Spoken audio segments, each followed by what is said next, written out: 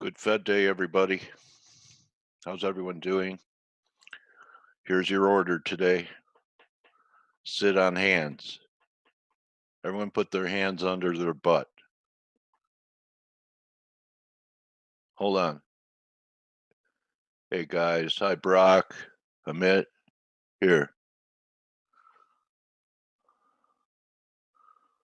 Someone please take my mouse away from me until after the Fed. Okay. You want to trade into the Fed? It's your money. Put it put it in the safe.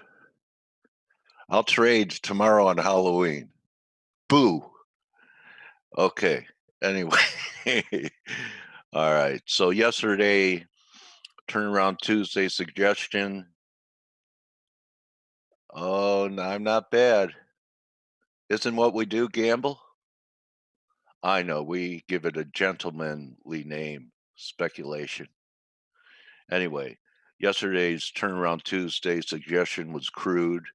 The entry wasn't so good at 95, had about a 40 pip drawdown before it turned and worked. So, what do you think of that? That was a gamble. Trying the old breakout line. So, I'm still constructive on it until I see a high. I'm convinced there's a high in S&Ps, and um, I still think there's a shot. We stopped right here at 50%. I still think that we could shake out some bears and trade up here, maybe even into the end of the week or next week. Of course, we take out yesterday's lows and we close back under the screen line. That changes the picture. Okay. Hi, Monica. Okay. And oh, this is important. So, and Steve will be, I think Steve's back. So, and Blake brought it up the other day. It's Microsoft, which really never gave up the ghost on multiple corrections in the market. And Steve and I were talking about that this could be a four. And if it is a four, what you get is one more terminal thrust. Okay. I'm not saying this is it in Microsoft, but it's done what it had to do. And this was a leader. So if a leader is starting to get vulnerable, look at the weekly on it. Look at the weekly divergence. It's massive. It's glaring. Okay, I'm going to skip Blake and go right to Steve because I know he has plenty of things stored up. So what do you look at this? If we get a disappointment here on the Fed, we could have a reversal week. Anyway, it's left a gap because of earnings, and it's diverging there on the weekly. Let's see the daily. Daily still glaring divergence. 4 hour, close to a confirmed high here. Shorter term stuff, it says we could make a new high. See this RSI reading? Markets rarely peak when price and momentum's confirming price, so we could get another rally there. And really, if you go the 15-minute, you'll see the same thing. We have this reading, and it didn't give up that much, mainly sideways. So anyway, this is something to key on. When you think this is over, then this will be over. And actually, the NASDAQ has a little bit of a weaker. I was reading Jim, and he said the internals in the NASDAQ is showing more cracks than the S&P 500. So I think this will be the short. And here's the where. Looks like around 82.20, 82.30. So we're still 180 points away from tagging that wedge line. So we'll see if that could happen after the Fed into the NFP. I kind of have a vibe that Friday might be pretty important. And let's see, what else was I going to talk about? There's really not much to say in the currencies, but you are starting to get the Swiss rolling over again. This could have been the failing rally yesterday.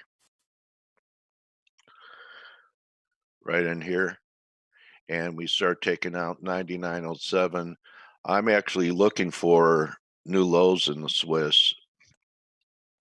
If you just take this support level, that'd be 160. That would definitely take it under 97 to the 97 handle. And the weekly measures this line, the speed line comes in, I think right around Grega's target. Speaking of Grega, he's going to be here today. And Grega's just part of the best team on the net. I don't care if it's FX or other instruments. I don't know. I think that it'd be tough for you to find better traders all in one spot than here. Look at that. It's just loaded like the Houston Astros, like the San Francisco 49ers this year, like the Patriots forever with veterans like Tom Brady. Here's Tom Brady. Coach, you remember the 49ers, Joe Montana, Jerry Rice, and those guys? That was a good team. That was the golden years there too. But yeah, and you know they've been crappy for years, and all of a sudden they have a, I think they're undefeated this year. Nice. So they put together a team. But yeah, I remember those days. Yeah, Joe Montana, Jerry Rice is best of all time. So we want to be good receivers today too. 30-48. Okay, so you think that's it? Ronnie at 30-48? Could be. You know, we'll see. You know, what we can do is we could see what the team is saying about S&Ps. And then I'll pass it to Blake. I'll just pull one out indiscriminately. I think Grega was looking for new highs. Let's see where the S&Ps are. Who hasn't subscribed to either a full subscription or light? Anyone going to subscribe today? So you're prepped and you have a Merry Christmas? Give me a Y if you're going to be a new subscriber today.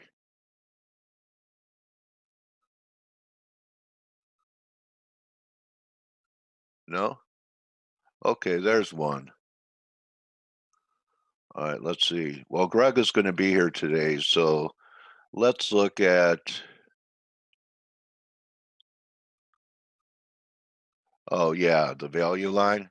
Okay. Thank you, Dominic. You know, maybe, you know, it'd be nice to interview some of our attendees here in Face. Are you interested in being interviewed here one day? Any of you guys that would like to, and I'm addressing the chat room too, the members chat.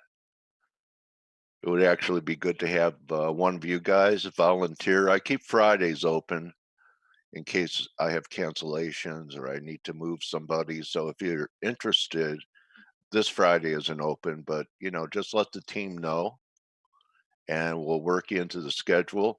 I think you'll find it a growing experience and you'll end up liking it because it's going to make you a better trader because you're accountable.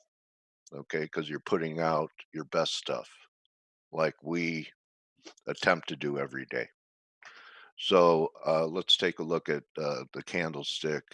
All we have is monthly on this. Wow. Yeah. Okay. I think Andre's looking for higher numbers. Let's see. 4 hour, 5 days ago. Oh yeah, here's his default up here, 30.70. I know someone else I respect looking for 30.65. So I'm just thinking there could be another push, and I'm going to wait for that line, Dominic, in NASDAQ to be tested. So you guys, besides signing up with us, you could go to our sponsor and get a rebate. If you're in the US, we can't put you on the reimbursement program, but you'll get a check for doing your job every day. I mean, you pulled the trigger anyway, may as well get a piece back, be your own broker. Okay, so visit Forest Park and talk to Jason and Trent, and they're a broker of brokers. They're going to find you a place that's going to suit your needs. Okay. And let's see what Blake is thinking before the Fed today. I was watching the peso yesterday, Blake. It looks like it was trying to put in a low. I'm starting to follow it because of you, and wondering what you think going into the Fed here today. Well, I don't have a huge amount of thoughts on the peso right now. It's just that the thing is that it has to get above like 19. Oh, here, let me just go ahead and grab Yeah. the chart. And good morning, by the way. Good morning, buddy. Yeah. Hold on. Sorry, Yeah. I had an upgrade for my my video card driver because Mhm. with the multiple monitors, and so it's like it changed up what I'm showing. So do you see my charts? Yeah. Got Okay. him. All right. So with the peso, we have this like little down descending Yeah. channel, Mhm. and really we have to get back above 1920 for me I to turn agree. bullish. Yeah. And then 1940 would be very viable if that happened, don't you think? yeah, or 1932, Oh, somewhere around here, like this low would come into play. yeah. But that would signal more of a, I guess, risk off type of move, if that happened. Yeah. But we're holding below 1920, and I think while we're below 1920, the risk is still lower. But we've seen a little bit of a bounce in dollar Canadian and also dollar Mexican peso. Saw a little sell off in the stock market yesterday, due to the idea that China and U.S. might Oh, not yeah. sign an agreement in Chile, where President Trump said we're going to sign something in Chile, and then they're like, well, if everything's not agreed to, we might not. Some They're not they're that not means gonna we're just sign they're not it, gonna sign it on a piece of paper. They're gonna put their signatures in a bowl I of chili. guess that means Huh? Huh? it's still like They'll they'll they got some they'll get a lot of topics. gas. They'll get a lot of Maybe gas doing that. maybe farting a lot. Yes, that could be it. Um, but needless to say, the dollar mex is just kind of holding down here, and I'm not bullish. I'm not bearish at this moment, but I'm not bullish either. And so I'm just not really doing anything with it at the moment. Okay. It's one of those situations where, as I explained to you before, because of the cost of carry in the dollar Mexican peso, if you're going to play it on the long side, you got to time it pretty good. So, I've you if you can't just sit there and hold it for weeks and weeks and weeks on end. You can Yeah. try, but it's going to cost you a lot of money. And Yeah.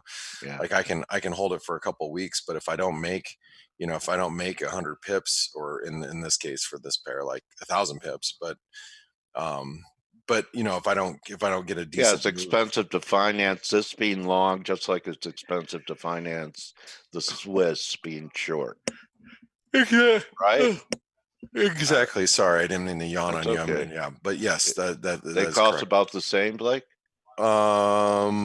No, I think it's a little bit more actually for the peso. Okay. Believe it or not, I believe it is. Okay. But um, going back to what I was saying, though, I think the dollar Mexican peso is definitely consolidating its losses. That's the one thing that you have to keep in mind. That I'm on the 4-hour chart right now, and RSI is back to mid range, so we could start a sell off, a fresh sell off from here, and relative strength. It would take a while to get oversold again, and that's the thing.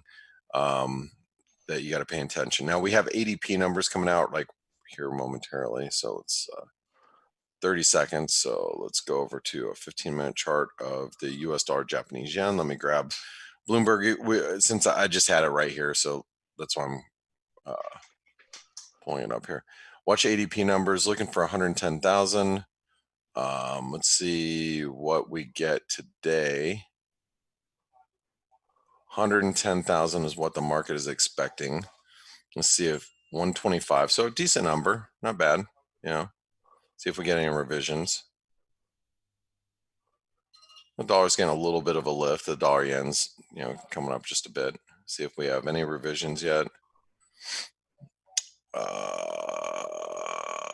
No revisions. Oh, 93. There we go. It's a little weaker than expected. Actually, that's that's a weaker revision from last month's number. So it's not good. Dollar yen's starting to, tick down a little bit because of that. It hasn't affected anything else. So the GDP numbers, which will be out in about 15 minutes, will be probably the more significant number, that the market's going to be looking at. So just heads up for that. I thought Steve is going to be back today, but I haven't seen him yet. I haven't even heard from him this morning, so I don't know if he's actually going to be here today. He's supposed to be here today, but you might not get to talk to Steve today. How do you feel about that? Are you okay? You going to make it? Stelios is so excited that Steve is going to be back. I don't know. What's up, Stelios? How's it going? Good morning. I'm very good. He's supposed to have returned last night, so he should be in. But anyway, we have Greg as well, so we're we don't need him. We don't need no stinking Steve. We don't need no stinky Steve. It's tough, man, when you're on vacation mode for a few days. It's tough getting your head back in the saddle. Yeah, I get it. When I was in Napa a couple of weeks ago, getting my head back into the game is not easy. So let's talk a little bit about what's happening, and Stelios, what we could talk about a little bit is the cable, because you'd make some comments in the chat room, and I guess you want to, we could say, stirring the pot a little bit. The pound is firm. We're not above 129 yet. We are, we've got a nice base developed here. How do you feel about the cable right now? Well, you're right. I was writing about it in the chat room a bit earlier. First of all, we have a date. 12th of December is going to be the general elections, apparently, and we will still have to formalize it. There's a bill that's going to be debated today with amendments, blah, blah. They love voting, don't they, in UK Parliament?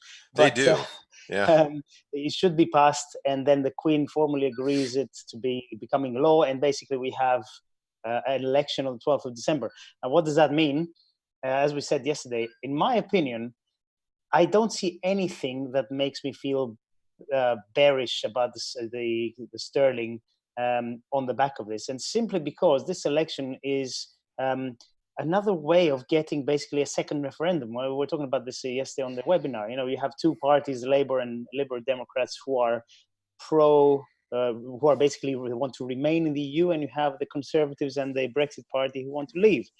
And granted, the Labour Party is having troubles in the polls. Their percentages are quite low, and I personally think it's mostly due to Jeremy Corbyn, their leader, who is really not popular at all. And I've been talking to quite a few people who want the UK to remain in the EU, but are finding it very hard to vote for Corbyn. So, but all that aside, at the end of the day, you get another election, which with the party you pick to vote, you basically take a position on remaining or exiting the EU. So that's an opportunity that the British people didn't have up until, yesterday, when they announced that this election is happening. So for me at the moment, I don't see anything that makes me bearish sterling or cable due to this. In fact, a lot of people say, oh, there's more uncertainty coming. Yes, but I think the more this gets delayed, the more we're heading towards a potential deal, or reversing Brexit, or whatever is going to happen. I'm not saying it's right or wrong. I'm just saying what I think is going to happen. So I'm actually still quite positive in sterling. We saw the commitment of traders report, as our friend Nitish very kindly said this morning in the chat room. It's been reducing. The shorts in sterling have been reducing, but it's still quite short. So there's a long way to go before we get to neutral first, Right. Yeah. Yeah. You talk about like being, positioned negatively, and then, then you have to get to neutral, and then, you can go to extreme bullish sentiment at some point too. So, I mean, we have a long way to actually work the other direction in the event that the pound actually starts to move. Which that is something that you got to think about when you talk about positioning. Yeah. And it's going to be interesting. I think there are a lot of political risks for Boris Johnson at this point. I mean, obviously, he's taking a big risk by doing another election, another general election. I know people like to say that the betting houses are never wrong, but they can be, and they have been.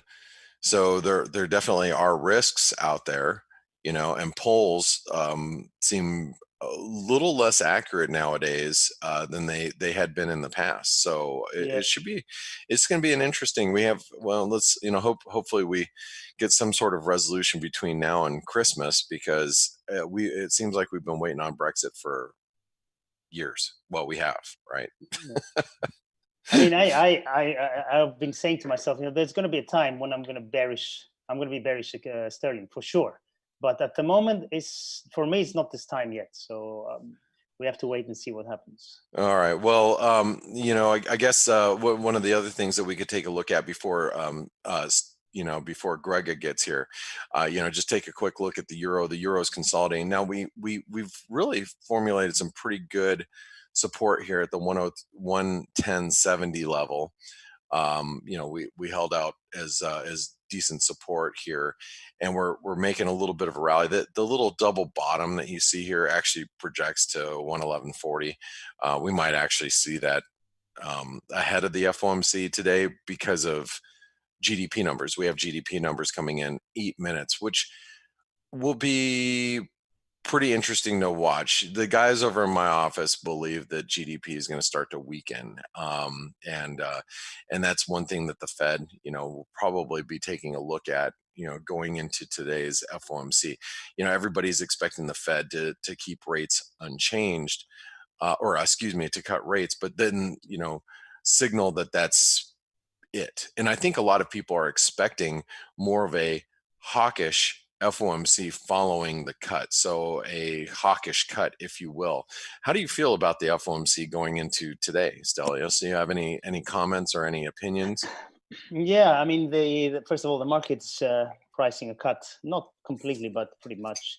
And the Fed, we know, doesn't like to disappoint, so they're going to cut. But what happens with what they say? And if we believe Jerome Powell, who's been quite a hardliner in terms of he's not full-on dovish, hasn't been full-on dovish at all. Every time he speaks, he's always slightly on the hawkish side. You should expect him to do the same. And maybe at some point, he's going to hint that this is very close to the end of the cutting cycle. So I think there is this risk. But, the way things have been going for the past few months, the market goes ahead and prices more cuts than the Fed is actually projecting, or they're letting us know. And then the Fed just follows what the market's doing. So I think chances are we're going to have a repeat of the previous meeting where they cut, and then the commentary isn't as dovish, so the dollar rallies a little bit, and then it starts falling again. So I mean, medium term, I'm still bearish a dollar, no doubt about that. But for today's action, I think that's probably what's going to happen. I have very little position. I mean, I only have a dollar Norway short, and I'm going to keep that throughout. So. And speaking of the dollar Norway short, this was my chart of the day yesterday, and we could talk about Dale. You always talk about the throw over, right? Yeah, you mentioned it while it was happening yesterday. Yeah, it was, the risk of the throw over was there, and we got to 930. I was trying to short the US dollar Norwegian krona at 938. That's what I was hoping for. But we had this is called a long upper shadow doji. You can see it right there, or you can even call it a gravestone doji. If it was a red candle, it would have been a gravestone doji, but it's a long upper shadow doji, which they tend to be reversal candles. There's I would say, if I had to throw a percentage, 60% chance that we reverse lower today. We're trying to work our way lower now, but the fact of the matter is that it really squeezed out a lot of traders that were short. Something else about throwovers, Blake. Normally, you get an acceleration through that line, it usually stays above it for, more than a day before it gets back in the channel. Just a, gut feeling, the fact that it tried and couldn't even close above the channel yesterday might be indicative of its weakness. Yeah, for sure. And that's why I think it's going to be really interesting to see how we close today. Because if we close, you know, my opinion is if we close back below this 915 level, 916 level, Yeah. right below here, we're gonna see 9 again. So And look at that glaring divergence even on the throw over. big time. The RSI is like very, very divergent here. And so and those are things that if you read the blog, I think this is one of those and I say read the blog because it was chart of the day yesterday, which is free for those of you that are not even light subscribers for Forex Analytics. It's worth reading that every day. We are having a little bit of an issue with Twitter or I'm sorry, our links and the hyperlinks that go into that. So you actually have to go visit forexanalytics.com, click on the blog right here. Click on the blog and you'll see the chart of the day there. The hyperlinks that we have, there's some little bug issue that we're trying to work through right now. But as you can see, here's the US dollar Norwegian krona from yesterday. Matter of fact, before Greg gets here, and I know he's going to be here in a few minutes, I'm going to be here to cover GDP numbers because I don't see Steve. And so I'll just help you. But really quick, if you have not tried out Forex Analytics, make sure you do so. We have 2 versions for you. We have the premium version, okay, which you can buy obviously semi-annual and annual plans if you want. But we have the light version, which is only $19 a month. And it does not include the patterns in play. It doesn't include the advanced analysis. But, this is a good way to have analysis and updates right to your mobile device. I mean, I don't know any other analysis apps that you can get, let alone for our price of our premium, but at the light version price. But when you try out Forex Analytics, you also get the premium version for the next 10 days. So, make sure you try us out and download the app just so you have the full experience. We have GDP numbers coming out. You can see here's the data flash. That's going to be, you get that with Forex Analytics. So with whatever version you have, let me put that back up. Actually, you know what? I'm going to put up the dollar yen. We have GDP numbers in 2 minutes, and then Greg is going to be here. You can see. I'll put Bloomberg next to you. Yo. Sorry if I'm interrupted. One thing that a lot of people talk about, and there's one of our friends who actually wrote it here on the chat as well. How can they be cutting the US with stocks at all-time highs? Which is it's a good question. We have to remember the mandate for the Fed is inflation and employment. Obviously, the stock market is something that will be a symptom of a good economy when they're handling rates properly, etc., etc. We've discussed this many times. Why are stocks up here? They're definitely not because the economy is flying. They're up there for many reasons, cheap money, buybacks, debt, and all that. So yes, it's a very good question. How can they be cutting rates when the stock market is at all-time highs?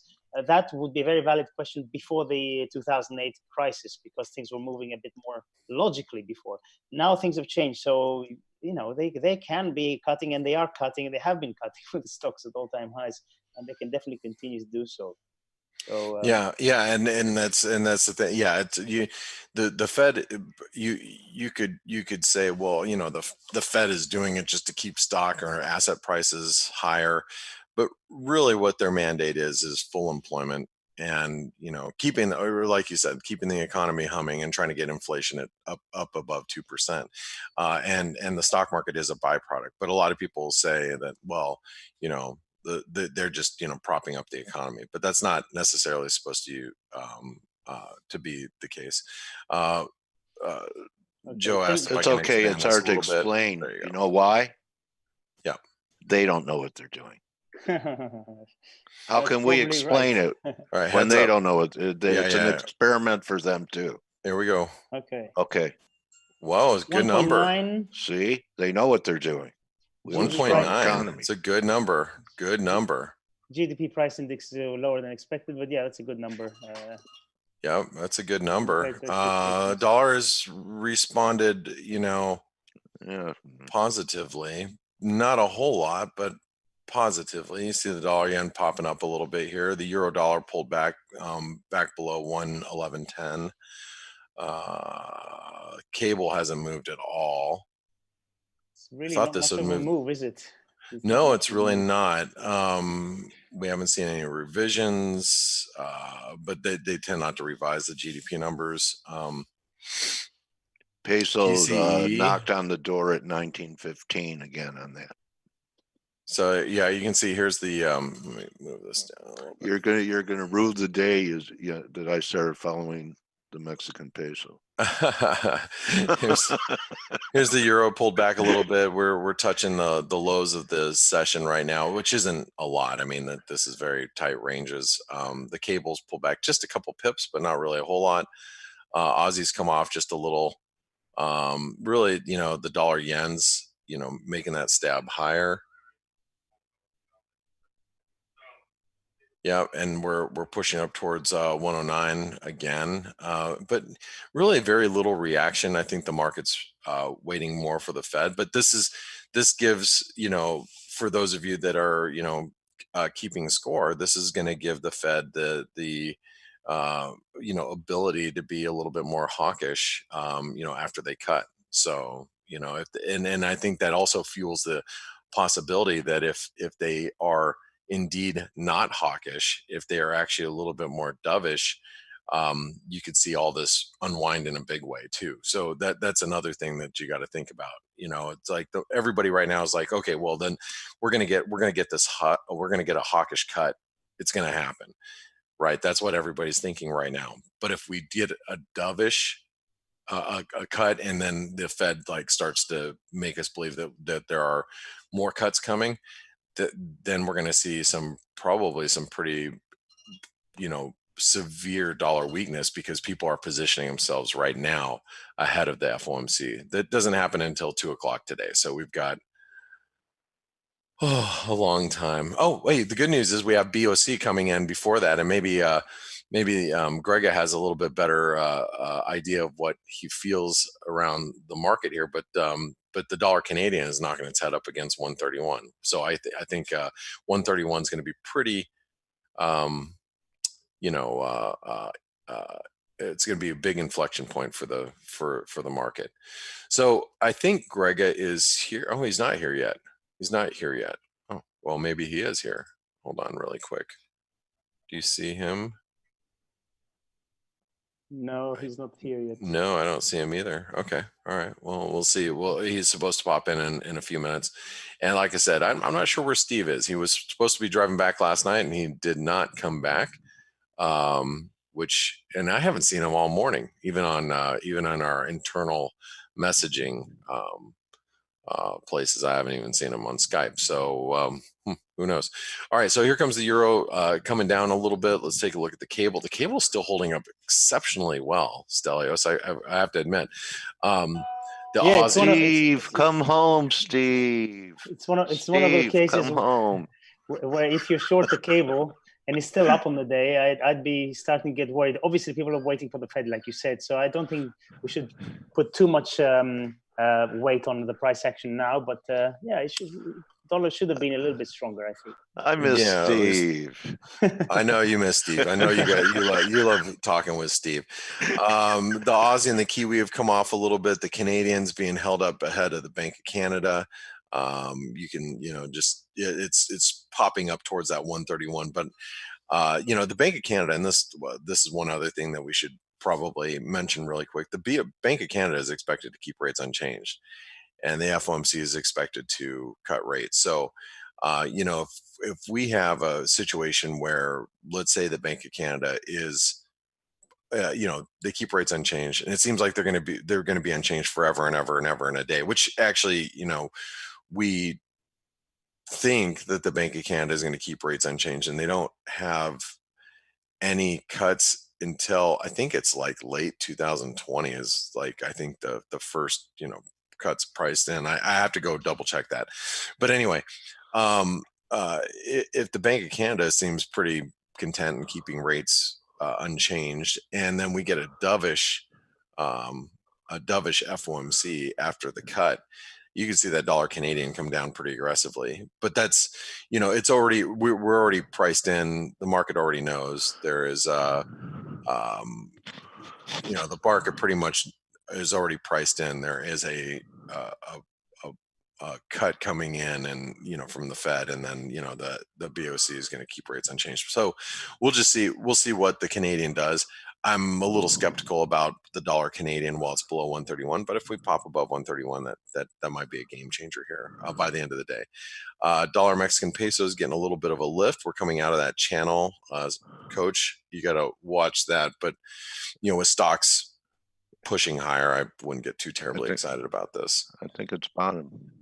Yeah, it looks like it's bottoming. It's trying to. The dollar Swiss has had a nice little move up after that better GDP number.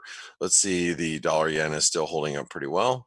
Oh, also, Stel, today's guest is especially for you. David Morgan's been an expert in the silver market. Oh, yeah. For decades. You ever read any of his stuff? I have. Yes. No, looking forward to that. I'm definitely going to stick around for that. Yeah. Thank you. Silver Guru 22 is his Twitter handle. Ooh, well, that's going to be exciting for you, Stelios. Yeah. Yeah. Greg is coming, by the way. He just wrote on our Skype, so he should be here in a couple of minutes. We are chocked full of good stuff today. So, before Gregor comes in, and I want to bring up these yen pairs. If you look at the euro yen, this is still a bull flag. It's still a bullish pattern setting up. I'm not saying that it's ready to break yet, because it's not. We're just knocking our head up against this resistance, but we're still there. The pound yen, we're right there, right up against this the oops, I didn't want to adjust that. I didn't mean to. Have to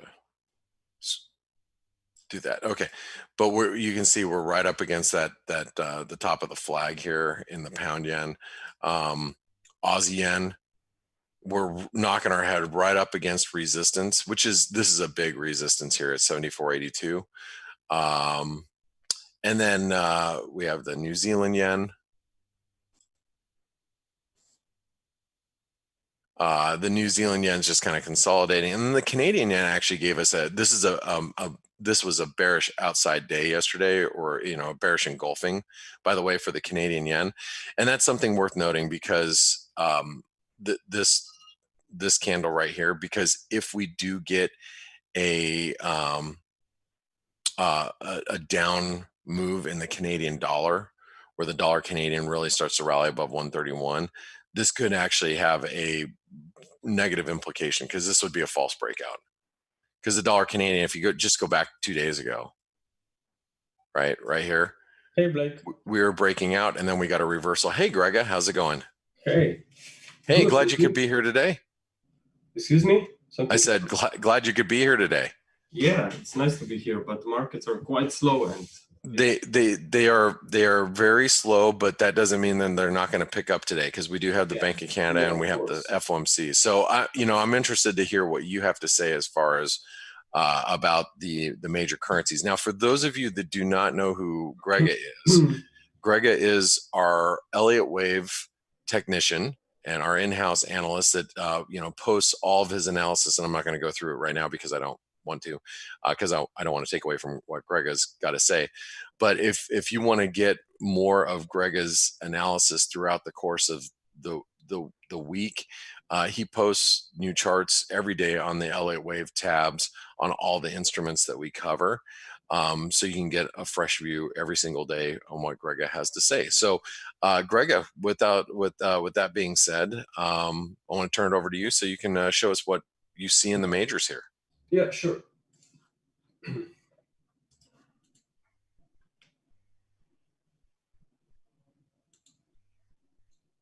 And we can see your charts. We can see them. Okay, perfect. So awesome. Actually, today I will start, because of the raise decision, I want to begin with the 10-year US notes. I have been tracking this wave C of decline for a while, and looks like that we are stepping into this fifth wave, final leg of this wave C. Now, when you're tracking an ABC correction, you would expect that wave C will take out this wave A extreme.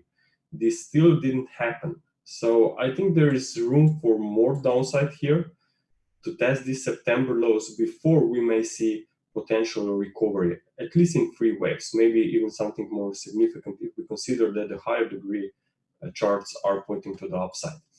Now, with that being said, I think the dollar yen has room for more upside. I think that 109 could be broken, and ideally, based on potential catalyst, this could happen today.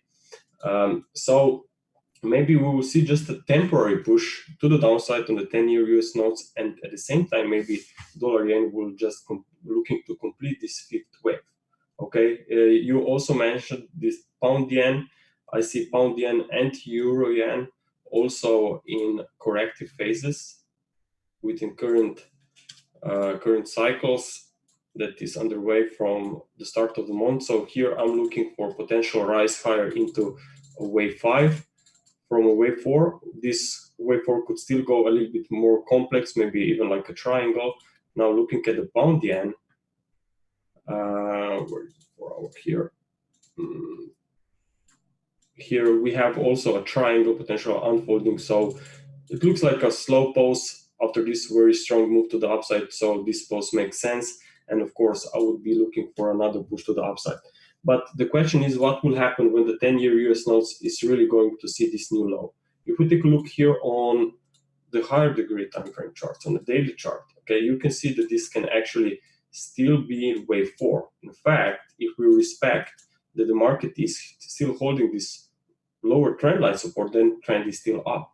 And always when I see the uptrend still was supported by a trend line and I see only 3 waves from the highs, well, this should be potential signal for me that maybe this correction that we are seeing from the highs can come to an end.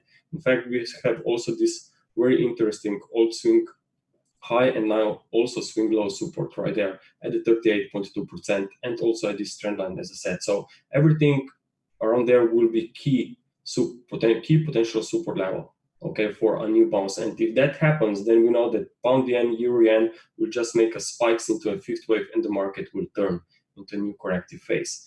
With that being said, I want to look at the S&P 500 as well.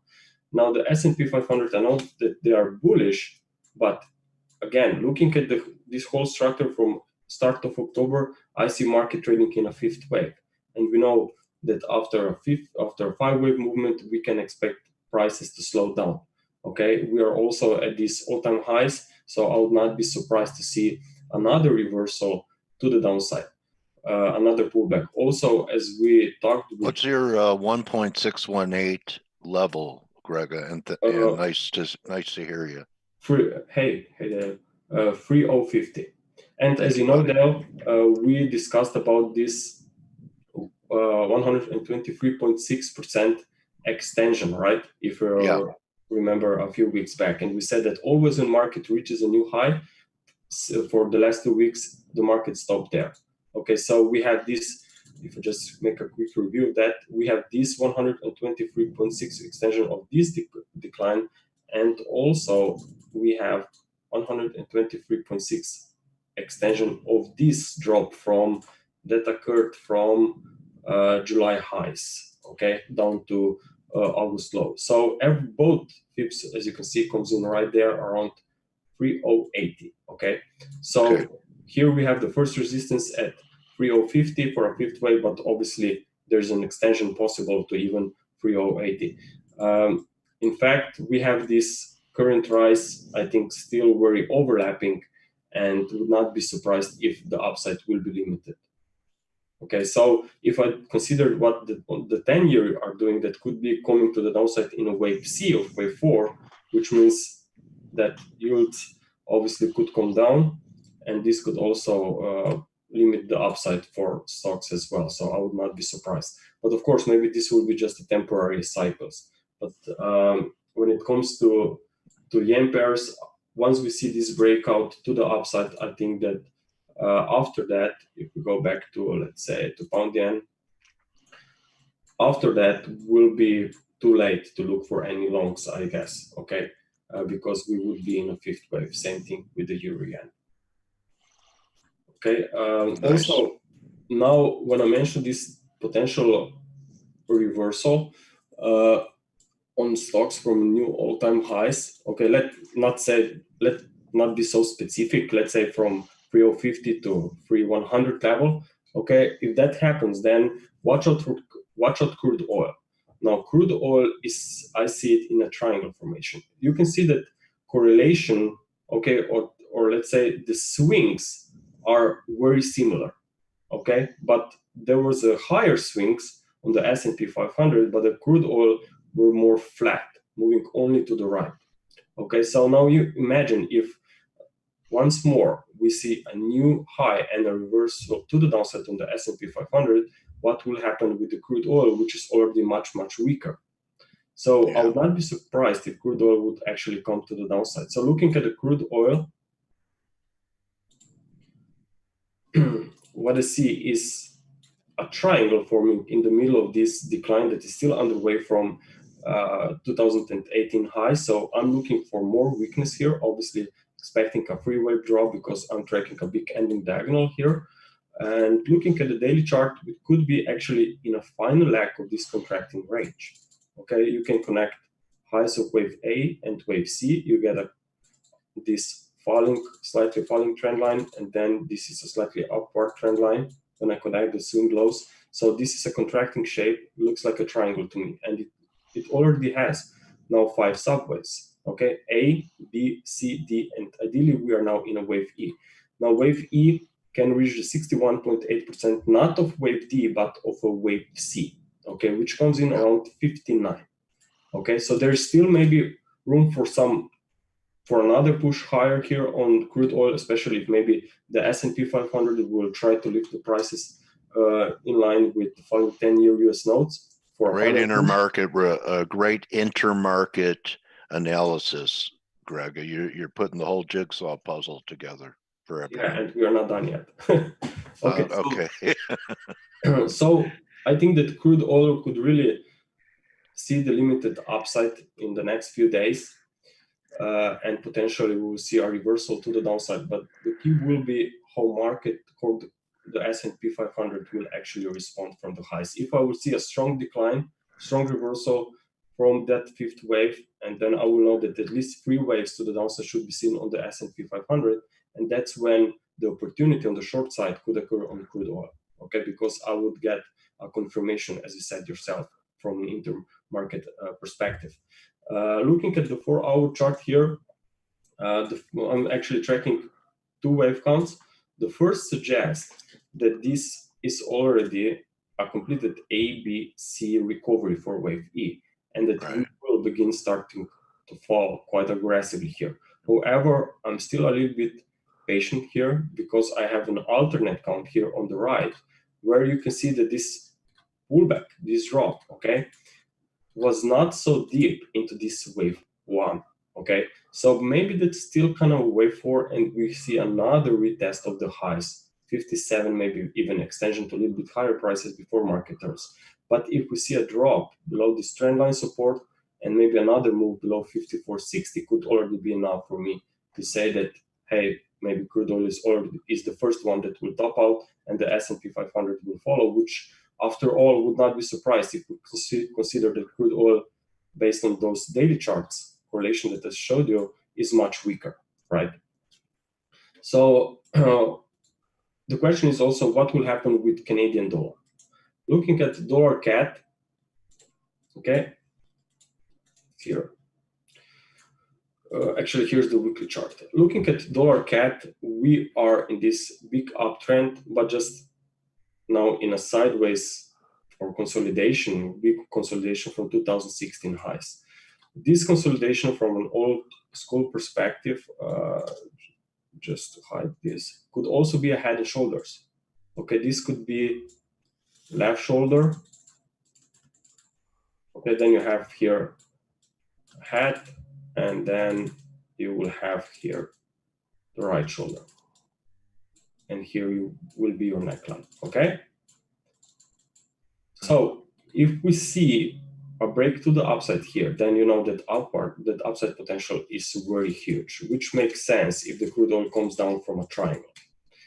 Now looking back and consider what this head and shoulders pattern could be building here, and trying to put this in the same context of the Elliott wave principle, then we may also say that this was an ABC decline for a wave 4, this was a leading diagonal for a wave 1, and we are now in a wave 2. Now, in the middle of this wave 2, what is interesting is that we have a triangle formation, okay? We have a running triangle where wave B moved to a new extreme here, below wave A. But still, market moved sideways. So actually, it was the second leg in the middle of this free wave of a drop. And this second leg was just a little bit more complex. That's why I'm looking for a triangle. So if you think that this could be a wave 2, well, you will have issues because triangles never occur in a wave 2. So in my opinion, of course, there are some more aggressive bearish interpretations within impulses possible, but consider what the higher degree time frame charts are showing. I think that this triangle is the best wave count at this stage. So if the triangle is in a wave B, then we know that this leg out of a triangle is finally within this free wave of a drop. So I would be watching for potential supports here at the lower side of this corrective channel. There's also 50% retracement, and maybe another important support level would be here. Then if we get a little bit lower, would be at 2780. There's also wave C that equals to wave A, measured from end of a wave B. And then you have this wave 4 support. Okay, you can see that there was some very nice and sharp rise from that support. So some very important orders, something has happened down there. And normally important swings are retested. So I would not be surprised maybe if we just starting to drop even more from here, and crude oil really goes maybe towards 59, that maybe then this would be the second, I would say the second support that would be very interesting. The first support would be this trend line, okay? So looking at the 4-hour chart of dollar CAD, waves 1, 2, extended wave 3, we are now in a wave 4, expecting a drop for wave 5. Also notice that this, as I said already earlier, when I'm tracking wave C for free wave drop, I want to see wave C moving to a new extreme, to a new swing low. Okay, and you are still here above these July highs, lows. So I'm thinking that these lows will be taken out after this wave 4 bounce. And if that's really the case, then I have another reason why that alternate count on crude oil, like I showed you here, could really make sense. Okay, so that would probably be the best scenario, to see dollar CAD moving to a new low and then reversing higher, and at the same time we see crude oil moving towards 58 and then reversing to the downside. Okay, so I hope this makes sense. I know that there was a lot of charts right now, but this is how I try to approach my trading style, or I should say analysis, and then I put a trade out of that. Okay, we can also take a look on what I have here. How about silver? I have a silver guest coming on. You want to take a look at one of the precious metals? Yeah, sure. I can take a look firstly on gold. Okay. Okay, so gold is actually, it's trading sideways. Firstly, I thought that maybe we bottomed here, but then when started to recovering, we failed to break decisively above this upper trend line resistance. And actually back then, when this happened, I was not so optimistic on gold. Why? My reason, again, come from the 10-year US notes. I have seen the 10-year US notes in this wave C that was moving to the downside. So this market didn't confirm actually that bull run is for real. So actually, I'm not surprised that we are now just sticking sideways, but I think that gold and metals in general could be very interesting, again, for more upside when the 10-year US notes will bottom, okay, in that wave C. Okay. I'm thinking about 2% on the 10-year yield. That would be near equality of the first rally, Grega. You showed the note chart. You have a count on the yields before we go, because I'm kind of tying that in with the US dollar yen too. I don't have. I know I'm having you jump around too much. Let me just check if I have yields here. Because if you're looking for higher highs in the yen, maybe gold isn't ready yet, and yields, I think there's one more shoe to drop, like you do. Think. Yeah, just a second. It's okay. You could just finish. Go ahead. Okay. Okay, there's your yield chart. All right, you don't have the waves marked, but. Yes, oops. Oh. Yes, you're looking for equality of this leg compared to this one, I guess. Yeah, right. Yeah. So equality would be about there. Around 2%, yes. Yeah. You know, we could, how would we know if we're going to get equality or fib extension? You never know until it completes, right? In the rearview mirror. Yeah, of course. So what we have to see is obviously a market to confirm that equality really played an important role, and that would be only the case if we see an impulsive reaction away from there. So if we see a break to a new low and yields rising towards 2%, and then we see market reversing in impulsive fashion, then we know that we could be in a new at the start of a new cycle. Okay, so thank you, buddy. In the meantime, I think that in the meantime, gold will just stay sideways, or maybe even move to the downside. Let me show this chart, or maybe even move.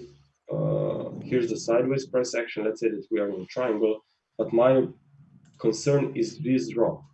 On a smaller time frame, it unfolded in 5 waves, so I would not trust this wave count at this stage, unless we see a break above 15, 17. Then that would be a different story. But here I have that was Friday's high.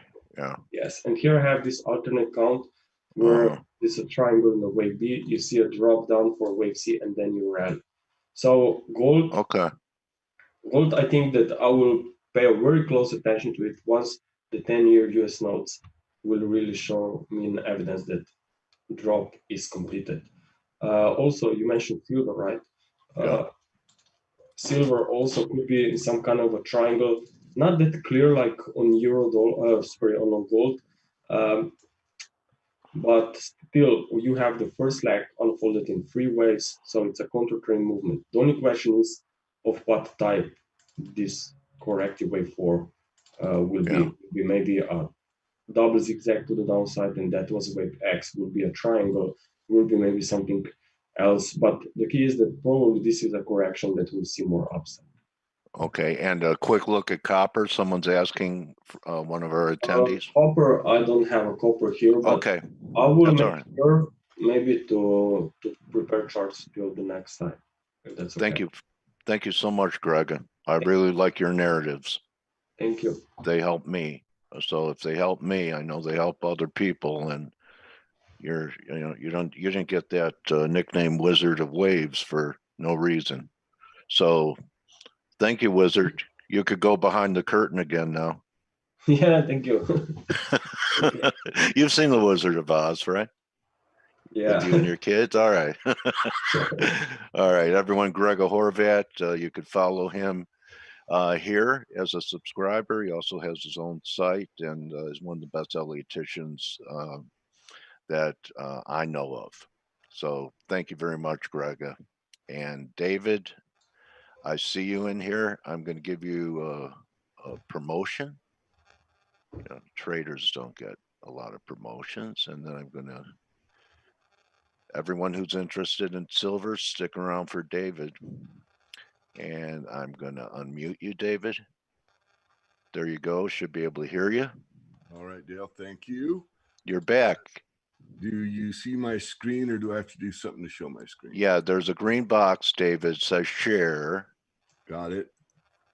And okay, you cannot start screen share while other participant is sharing. Okay. Oh, okay.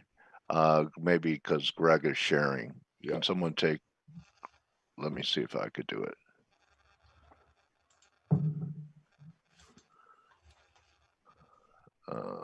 There you go. Okay. Okay.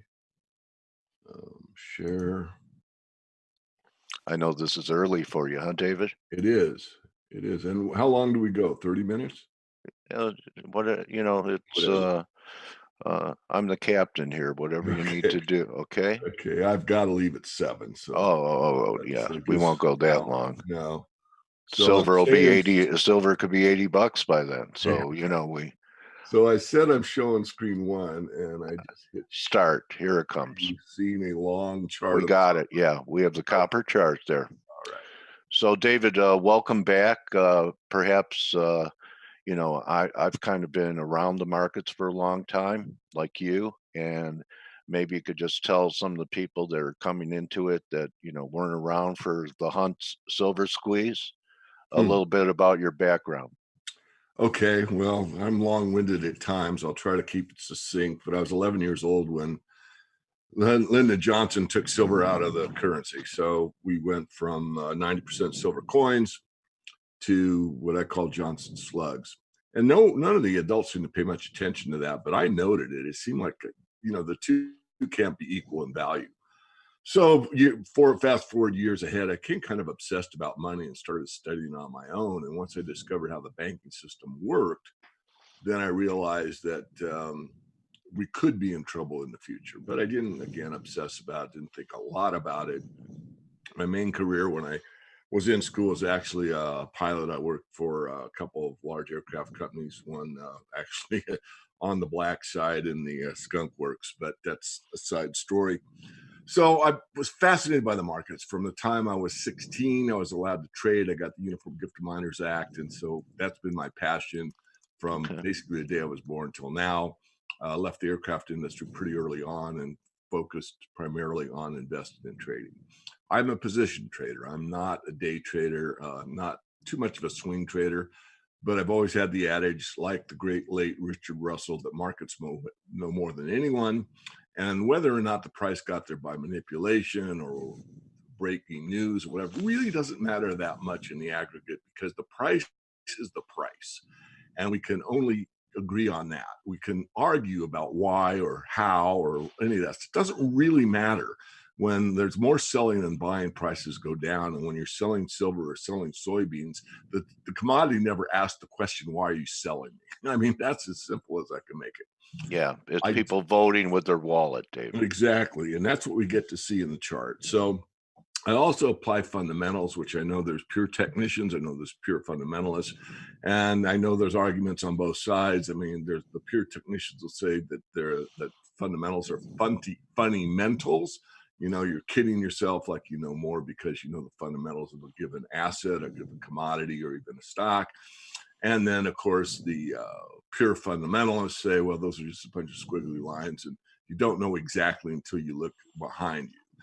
And there's some merit in that as well. So I know from 40 years of experience and being obsessed about markets and market movement and money in general, both are useful. So I approached two ways. So the reason I started with copper, when I caught the end of the previous presentation, someone in the audience that hopefully stuck around for me asked about copper. Copper is called Dr. Copper, and it's a good indicator. And I don't think now it's as good as oil, but still I think it's valid. And the reason it's Dr. Copper is it's a pretty accurate indicator of long-term economic health on a global basis. Well, what is that? Back at the beginning of the year when we were trading over $3, I think Dr. Copper got hit with a malpractice suit for impersonating a bull market. Well, you can see it on the chart here. That's a good one. You're right. I mean, anyway, I don't know if they settled or not, but so what are you seeing here, David? I mean, it almost looks like we could come out of here to the upside. It's possible, but my overall thesis is bearish. Till we break through the 330 level, which is the top of the chart, and a double top there. Yeah. Can you see my cursor when I move it? Yeah. Okay. So we got a top there and a double top there. And so double tops are more powerful to the downside than a single top. So we've got this, double top here, and then we fell, we rallied up. We did go above it. So that would, and I'm not a big Elliott guy, but it looks like, oh, we might have made it. As you said, we got above $3 and false breakout is what I call it. The Yeah. point I'm making is this: I think and believe and stress that the overall economic health of the world is contracting, not expanding. And the only way you could ever pay off this debt in the United States and all these other major countries, pick a European country of your choice, it doesn't matter. Take the Eurozone, any that are on the Euro, it doesn't matter. No one is producing enough real growth to be able to pay off what they owe, which means there's going to be a default of some type. You either default by saying, hey, I can't pay my bills, or you take 50 cents on the dollar and we can settle it out. Or in the government's case, in almost all cases where you're not on a gold standard, you just print and print and print until the money becomes worth less and worth less, and then it's finally worthless, which is what the South American countries experience all the time. Yeah, Argentina again last week. Let me ask you this, David. Sure. You've been around the block a few times like me. Do you read into the selection of Christine Lagarde to head up the ECB as exactly what you were talking about? She has experience with restructuring debt through the IMF with countries that have had debt crises, and maybe that's another reason why she's going to be heading up the ECB. Exactly. I concur completely. I think that we are going to have a reset, whether it's by design or the financial mother nature. It's going to happen. And I also believe it's going to happen probably within the next 5 years. I don't think you can push the paper paradigm much further than we already have. Do you think we'll go to negative rates here to keep it going? I do not. Okay. I think the dollar will be the bastion of last resort, and everyone's going to flood into the dollar, and gold will be going up concurrent with the dollar. And a lot of my ilk, a lot of my peers and compadres will be saying, what the hell's going on? Gold's going up like crazy, but so's the dollar. And well, all they have to do is look at the last 6 months. Yeah, exactly. Right. I mean, it's been happening. So what, in fact, isn't that gold thriving in a potentially deflationary environment like it did in the 30s? Exactly. And on top of that, it's a liquidity squeeze that John Exter was so eloquent about teaching us. That when you stop trusting the derivatives, you stop trusting corporate bonds are all junk, for the most part. You stop trusting even the T-bond. They're not going to pay me back real money in 30 years or 10 years, even a 10-year note. I don't want to risk my money for that. And when that happens and you run to the most liquid thing possible, for 98.7% of the planet, that means currency in their hand. And when you're in Argentina, you want a US dollar. You don't want the Bolivar. You want to have a dollar. And so there'll be a huge rush there. The problem is when that rush happens, there'll be a point in my studied view when you say, I don't want this either. This is losing value. It sure did better than the Bolivar, and I'm glad I moved into it, but now it's not really protecting me. I need to get some gold. Okay. I think that's what happened. I'd like your reaction also, which is kind of a new event that's really never happened in this way. You talk about liquidity squeeze. What is your belief that's behind what's happening in the overnight market, the repo market, where banks have to pay up almost double for overnight funds when the narrative previously to this was US banks are fine. We did the hard work and we cleaned up our balance sheets and our financial system compared to Europe. Why is there stress in the repo market and the overnight Fed funds market? This is conjecture because I don't know for a fact. Everyone, I know. I'm just making sure. Educated conjecture. I'm interested. Well, I'm very well trusted, and people trust me. And they ask me some of these questions about subjects I know nothing about. But well, I mean, how many people have a silver dollar named after them? Kennedy and you. Yeah, exactly. Well, thank you. So the Morgan silver dollar. There we go. That must have been a big day in your life, wasn't it, buddy? Man. Okay. Yeah.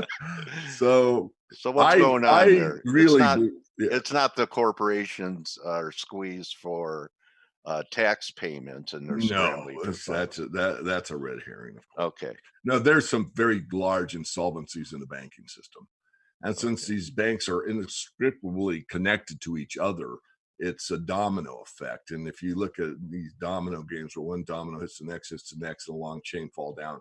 In the banking system, everything is so leveraged. It's really an exponential function. So it's one domino hits 2, hits 4, hits 8, Yeah. hits 16.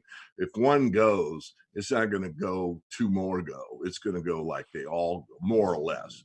I'm using that as a metaphor, but that's very much more accurate. So there is some huge insolvency out there. And this is where we were in 2008 in a different way. What happened in 2008 is the banks didn't trust each other, and the banking system actually seized up. Yeah. There was no real currency trading between banks because they just didn't trust each other. The Fed, good or bad, came in immediately. And if had they paused or thought it over or elected a committee to decide or any of that stuff, we probably would have had a much worse situation than what we had, because what took place was the Fed immediately came in and said, you know, those bad mortgages that are really pieces of crap, well, give us those and we'll give you these T-bills. And they did that to all the banks. And therefore, and everybody trusts the T-bill. That's, you know, the best out there. So they've replaced garbage with coveted, well-respected money, quote unquote, and kept the system going. This time, what's happening is the banks don't trust each other. They're not sure even overnight if they're going to get their money back. This is huge. Most people don't understand it, which means they've got to go to the Fed, which they trust. So this is the walk of shame. Banks don't go to the Fed unless they have to, because it shows that they probably have a solvency problem and don't have enough money on. First of all, to be in a repo market and have to borrow means you don't have the reserve requirement that night. You have to have it by law. So that means you've got to go borrow overnight. Happens all the time. It's happened for years. It's a whole market called the repo market, and it's just the course of doing business. And there's lots of reasons, and not tax payments. Okay. But if a bank says I need to borrow, and the bank A says I need to borrow, bank B says, oh, I'm not going to loan to you, not even overnight. Bank C says no, D, E, F, G.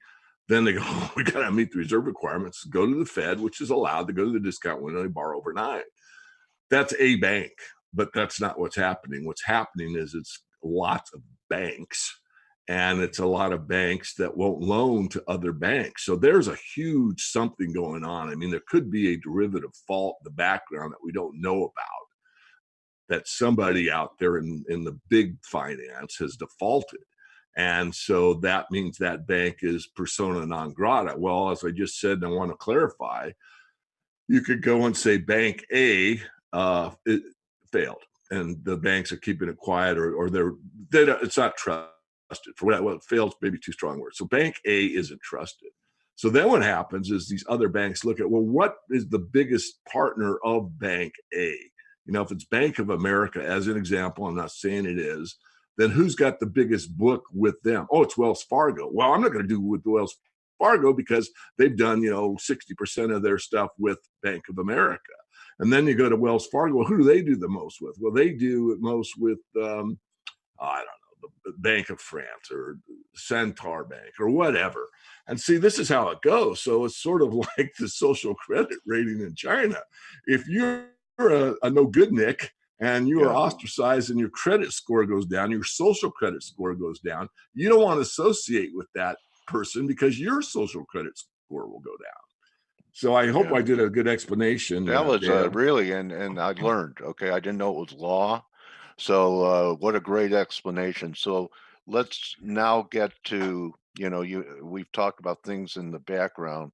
Let's get to silver, David. Yeah, let's get there. So one more quick comment on copper. Okay. So what I'm saying, and have said for some time, for everybody out there that looks toward the fundamentals, is copper is saying to me that the next move up in finance is going to be precious metals only. Now I'm lying because I think the ags are going to soar because there's a food shortage coming. But what I'm saying is there is not going to be another resurrection of the commodities boom that we saw in the early 2000s because of China. That's not happening. What's going to happen is you're going to get the real needs, which are going to be food, water, fuel. Even shelter is going to come down. Housing prices are still overextended in a lot of areas. So copper's saying to me that- Overextended. They're at new highs here on the Yeah, coast. it's They took insane. out the 08 highs. It's crazy. I mean, I live in a very conservative area, and we don't get that kind of movement in the housing market Okay. here. So I'm a All right. little, I'm aware of it, but I didn't know that. So thanks for educating me. I knew So anyway, if we take out 250, you're talking about, and I remember copper. I've been around long enough. Copper trading under $1. So okay. And one other thing before I forget, we had a nice move from, I don't know, about 92, 93 in the gold silver ratio. Do you think that was the peak? no, And no? no, I think Okay. I'm not a huge Elliott guy, but I believe in the overall theory of it. Yeah. And so there's a 5 wave. So there's 3 waves up and 2 correction waves. Yeah. So as far as I can tell, we've had our 2 waves up, and we're finishing the 4th wave, the correction wave, and we've broken out of that at 1350 gold that I'm showing here on this chart. Yeah. And we are ready to go up. And the 3rd wave up is usually The money wave. the big one. So whatever Yeah. the 2nd wave did, which I think is from here to here in gold. So you go from 700 to 1950. So I'm going to call it 700 to 1700. I'm going to excuse 1,000 because I do the math in my head really quickly. Okay. So the next wave is usually double or triple that wave. So instead of $1,000 move, you're going to get a $2,000 or a $3,000 move. This is a rule of thumb. I'm not From guaranteeing 1050. from this point. So you're going to go from okay. 1350 up 3,000 more, which is That's how people get 4350. 4,500, 5 Yeah. grand. Okay. So had 11-year bull market. This 2008 crisis on this scale looks like a big correction, and it was. But you could see time-wise, it didn't last long. It was like, oh my God, things are going to hell. Oh, Fed comes in, rescues the mission, give you good paper for bad. Things go on. We come right back up, and then we make a new high. Would closes back under 1350 change your view? It would. Okay. It would. Because it's always good when this is a 6-year right. top. 6 years I had to wait for this. Right. And I trade more than gold, and I do equities and all that. And I'm not trying to make to your credit, David, I remember I talked to you a couple years ago, and you said, nah, Dale, there's nothing to say for a few years. 2018, 2019, things will start to heat up again.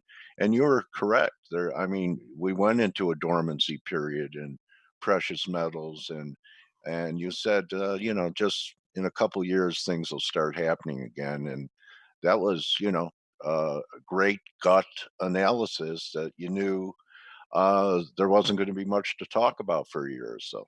I remember our conversation. Oh yeah, no, it's true. I mean, I do get. But then when you contacted me and you were ready to come on, and I have some time lag where I could book it, I go, okay, yeah, this is real. David wants to get out there, and he's putting out the word again. So. I appreciate it. Yeah, you've got a great audience, and everyone learns from each other. I mean, there's no such thing. And a memory. How about that? I can't remember what I did yesterday, but I remember you saying nothing's going to happen in the metals for a few years. Yeah. Anyway. Well, I've taken so many courses on how to trade, and I'm still learning things. But I have to tell a joke to everybody because I know it's almost all traders. But when I was in Silicon Valley, which was many years ago, in fact, I was born in San Francisco. That's just an aside. So I've been in the Bay Area a lot. I was connected with this trader that was a day trader, and we became fast friends. We met at an options conference, and we ended up having lunch together, came fairly close for a period of time. And he was British, and he was Cambridge school type, so I can't do a proper Cambridge accent, but he had this joke, and I have to tell it because I thought it was the funniest thing going. So I'll tell the story. So he says, David, do you know why we have so many indicators? The Welder Index, the Bollinger Bands, and it goes on and on and on. And I said, well, yeah, I know. We do it for getting an edge on the market, to get an edge on trading, to be better, to do better, to make more money. Oh, no. We do all those things so we can impress the girls at the bar. Yeah. Well, now Now- you could get, huh? Yeah, you have to All keep right. laughing because there's a point to this. All So right. I've been doing I did all that stuff, and I am down to the absolute basics of basics, and my trading is stellar. Is it perfect? No, no one's is, but mine is extremely good, and here's why. I threw out about 98.7% of that stuff.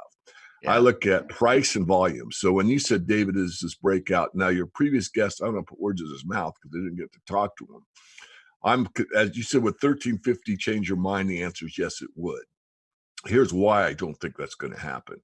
First of all, it took 6 years to break out. Secondly, look at the volume. This is the key. If you move on weak volume, stand back and reappraise or don't enter. When in doubt, stay out. Oh, what did you say, David? When in doubt, stay out. Do I know every time I enter a trade that it's going to work out? No, I don't. But if I have any doubt, I'll stay out. I won't do it. And I have the Morgan 3-day rule, which means I have a certain point where I see whatever I'm trading, it has to break out above it or below it. If it breaks Okay. above it, I wait 3 days. Well, David, you missed $27 in the gold market. Yeah, but if I'm a position trader, I'm looking for that gold market to go up 3,000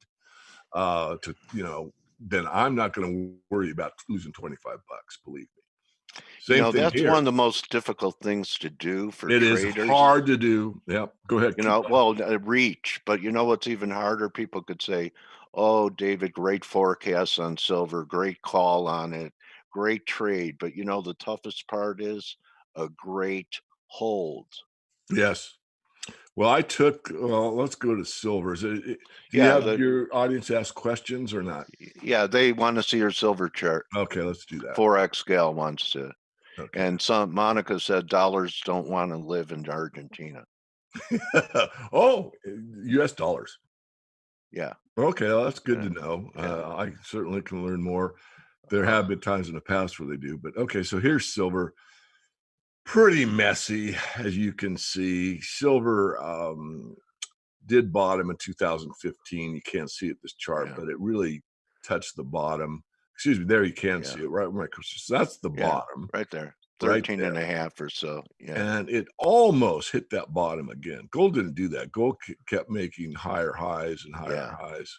And so that's the why that gold lows kept silver going up. ratio got up to 90. Yeah. I mean, I remember 40 being the mean for gold silver ratio. Yeah. Right. So, I'll talk this chart, of course.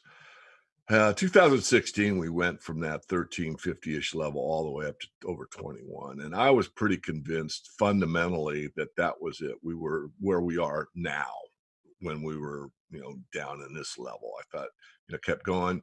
The way I trade is, again, I let the market tell me. So I do following stops, stops. And sometimes I get whipsawed out, but not usually. My stop is so wide, especially after I have a good profit, that, if the market says you're wrong, David, I'm out. But this one I held all the way up and I got out at the top, and we went into September, if I remember correctly. So I held that trade from January to September. We did a couple equities because most of my followers and readers, the people that pay me, mostly do equities. I don't want most of them in the futures market. They just don't have the mental discipline to do it. They don't have ice water in their veins like I earn. Mining shares or ETFs? Well, both. Yeah, I do both. I'm free market. If you would rather do ETFs, I'm pretty good at picking stocks. It's pretty easy to get in and out of. Most people understand them, but they're not as geared to the commodity as an ETF is. So there is some more risk if you take on a mining share. Okay. So I was wrong. The market came back down, as we all can see. So here we are again. I think this time it's for real, as I outlined on the gold market. But silver has got some ways to go, I think, to the downside. So let's expand this a little bit, take this thing into like about a 1-year time frame and see what it looks like here. Okay, now we got a little bit better picture. We had this rally all the way up. But here's something of concern. Well, on the gold chart, we clearly saw we had big volume, but we don't have that on silver. So that's a caution right there. We had a bit of it here above normal back in September, but it didn't do much. That was some big buying. I mean, that was a pretty big day, but one day doesn't make a market. It was actually a down day. Yeah, so we got this and back down. So doesn't look good. If you look at my cursor, I'm looking at what I consider to be about the average. So above average, it started up, above average, kept going, a little above average, and it's still coming down, and a down day there. So there's not much congestion here at the 1680 level. I think your previous guy had it at 1677. It was exactly, and by the way, he makes some really great charts. Mine aren't that great. Oh yeah, But that doesn't make excellent. you a better. It could make you better. I don't want to. I just want. I don't. Many ways to skin a cat, buddy. Exactly. So this is almost a gap here, and then we have some more congestion. So I actually think we could test this area briefly and follow this area. If we fall all the way back down in like the 15 level, let's high 15s, like some congestion here, I'm not going to give up on silver, not because I'm stubborn, because I believe what I outlined initially on the fundamental side. Okay. So we're already below the 200-day. So there could be a buying opportunity at 16 Another bucks. one. We could have another buying opportunity at this level. Okay, cool.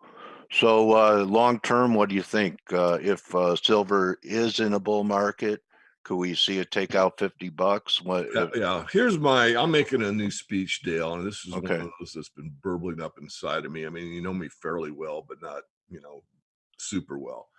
So I have had these, I don't know if they're epiphanies, that may be too strong a word, but I've had these a few times in my career where something's kind of been eating at me and it's rolling around in my head. And one of the ones is Missing the Silver Market. If you go to YouTube and type Missing the Silver Market by David Morgan, or maybe just Missing the Silver Market, that was one of those. That took me like 6 months, but I got it out and I spoke it one time. I didn't have to edit anything. It was just such an accumulation of what I wanted to get out. It just, once I opened my mouth, it almost said itself. I'm doing something similar. I'm speaking at the New Orleans Gold Show in a few days. And when we get to the ratio, this question has always kind of bothered me because it's one that comes up all the time. And in my view, no one's given a sufficient answer. So I keep thinking and thinking and thinking. So I finally think I've got an answer. You don't have to agree with me, but this is my answer.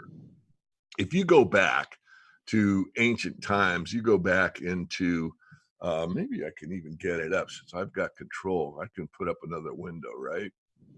Or not. Well, anyway, I'll just speak it. So if you go back, you can see that in ancient Egypt, the gold silver ratio is 5-to-1. 5 ounces of silver bought 1 ounce of gold. So you go back like 4,000 or 5,000 years, the ratio between gold and silver was roughly what I call the natural ratio of how it's dispersed in the Earth's surface. Okay. And that's for centuries and centuries, it was about 12-to-1. So my point is very simple. For thousands of years, 3000 BC, 2000 BC, 1000 BC, up to 2000, or not up to 2000, but up until 1873, the gold silver ratio traded at the natural ratio because of one thing and one thing only. They both served the same exact function, which was money. Money. So to me, with over 4,000 years of history on my side, I would argue strongly that the most important function for silver is money.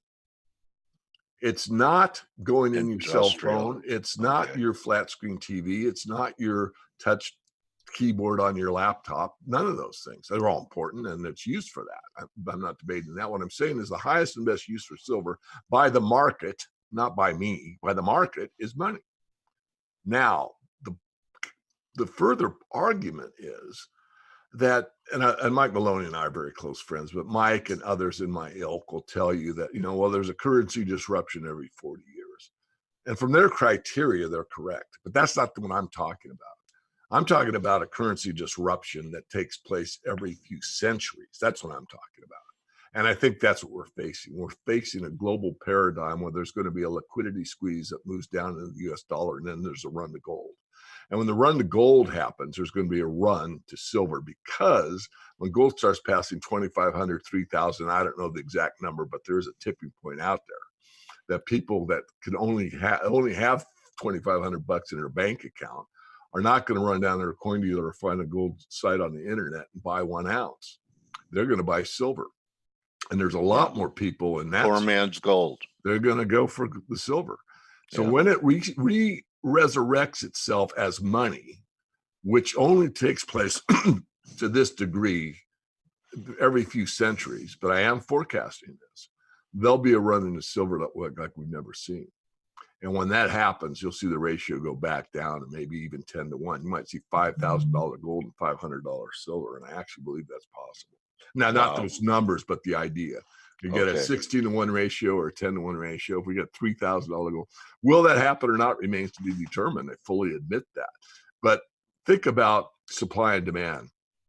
What is the demand on money? I would argue that the demand on money is infinite. Certainly you see it in hyperinflation. Remember, during the Weimar Republic, there was one cry and one cry only all the way up. And the cry was this: there's not enough money. Think about that. Hyperinflation, where you take wheelbarrows to get a loaf of bread. And when the wheelbarrow with the money is out there on the sidewalk, someone dump it. dumps the money out and takes the wheelbarrow because it's more valuable. And yet the cry was there's not enough money. No. Yeah. People get it backwards. So what we're going to see, in my views, my study view, is something similar. I don't think we'll ever get to that because the bond market is a natural deflator. I mean, once interest rates are forced up by the market, the Fed loses control, bond prices come down, which is a natural deflationary force that's large because there's so much debt out there that's held as safe, and it isn't. And so we're going to have some very, very interesting trying times. But I do believe I'm correct. When the run to gold starts, it won't be stopped. There's nothing that the banks can do about it this time. Oh, they can outlaw it and they can tax it and they can put up commercials on television and tell the brain. You're unpatriotic to own it. Yeah. But that won't stop it. Nothing will stop it. And there'll be some people, I'm not touching gold. So-and-so told me not to. Well, there'll be a few of those. I don't want to stop you. What a great interview. Yeah. Really, Well, David, really a great interview. And you really, I learned from you today. I'm sure anyone who was here learned some things from you. And now I know where David Morgan's head is at. And I really appreciate you taking time to address our community. And David, for years, you're already my trading warrior brother. Well, thank you. I really appreciate that. I'll just make one more quick comment before you Go sign ahead, buddy. off, and that is I will be at the New Orleans conference. I'm there only one day, which is the 4th of November. I am the last speaker on the last day. So if anybody in your community is in New Orleans or that area and they come to the New Orleans Gold Show, please come over and say hi. I'm not an arrogant, full of myself type You of have guy. 8x10 autographed glossy photos to Yeah, a ton of them. hand out. Hey, David, why don't you take a minute and show your website? Okay, I'll do that. So people know how to follow you. You can follow. Yeah. You're not that active on Twitter, are you? A little bit. I have Okay. a fairly good Twitter following. So Okay. I do most on the equity side. This is unbelievable what this company is doing. I mean, there's only a few of us that even know about it. Once the news breaks and a large letter writer like Stansberry or Agora pick it up, then this stock will really fly. So there's an introduction to that. You do other things besides the metals. Yeah. Oh, Okay. yeah.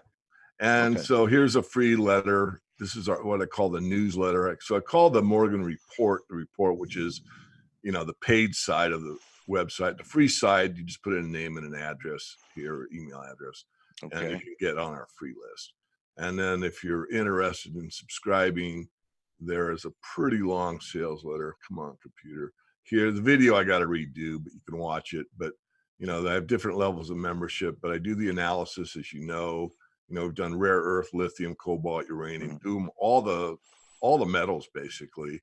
I give a model portfolio, and I even have fund managers because I do a top tier, a mid tier, and speculations all. So like in my top tier, my fund managers only trade those because, they are, billion-dollar companies. You can't, if you're managing money, you can't put much into a spec stock that's a micro cap. Right. So you get to look over my shoulder when I make a trade, whether it's in the bond market, the futures market, with gold, silver, copper, whatever. You get to see it. I put out updates and alerts. I do by video. The research is par excellence. I've got a team here. It's not just me. There's 5 people that work with me. Usually, I'm not always the first. I am on that e-waste situation. And it can be trying because you know how good it could be, but no one else knows about it. It's not going to move very far. And then every paid member gets to ask me 2 questions a month. And I usually either answer them by email, or sometimes they're such great questions, I'll make a video and put them out to the community. Had some bonus reports like everybody else. And of course, like everybody, it's only 500 a year. Most of my peers are double or triple that. Most of you are spec only guys that are really good, like geologists that really know what they're talking about, are about 1,600 a year. And then you take Maren Katusa that worked for Doug Casey. He actually worked for me first.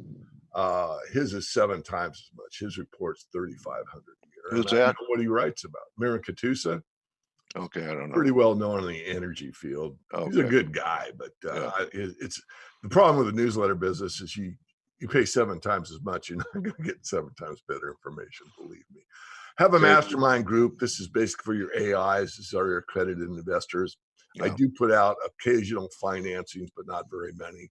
Normally we get people like Dale or Mike Maloney or Eric Sprott or Rick Rule or whatever. And the advantage here is that you are on the call and you get to ask them your own questions directly. And I don't know anyone else that offers that. And then the insiders membership, I just have a couple here because basically I kind of help them coach their trade. We're doing that right now. Yeah. So there is someone else. Yeah.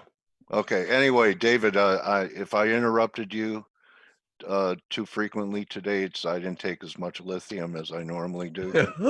and and I had a great time talking with you. You're the type of guy I would love to go out and have a beer and break bread with sometime if you're ever in San Diego. And thank you so much for kind of giving us a glimpse into what's ahead for us, David. Appreciate it. My pleasure. Thank you. All right, everyone. David Morgan. Go check out his website. Follow him on Twitter. This guy is a veteran and a dinosaur like me. You don't mind, do you, Dave? Don't mind at all. Believe All me. right, I'm so glad I just anyway. have some hair left. Well, yeah, we'll get together, have that beer at the La Brea Tar Pits Okay, in sounds good. LA. All right, buddy. All Okay, that's a wrap, everyone. Good luck with the Fed today. What do you think the Fed's going to do, David? Stand put. I don't think they're going to do anything. They're not even going to cut rates today? They might. I mean, that's what Yeah. everyone else is betting. I'm All saying right. they're not. All right. And then the press conference, I usually put up Johnny Lang blues song, Lie to Me. So, David, it was great hanging out with you. Thanks, buddy. Thanks for having me. All right. Okay, everyone. Remember, don't just count your pips, count your blessings. Good luck with the Fed. And we'll see everyone tomorrow. Adios. Good hunting.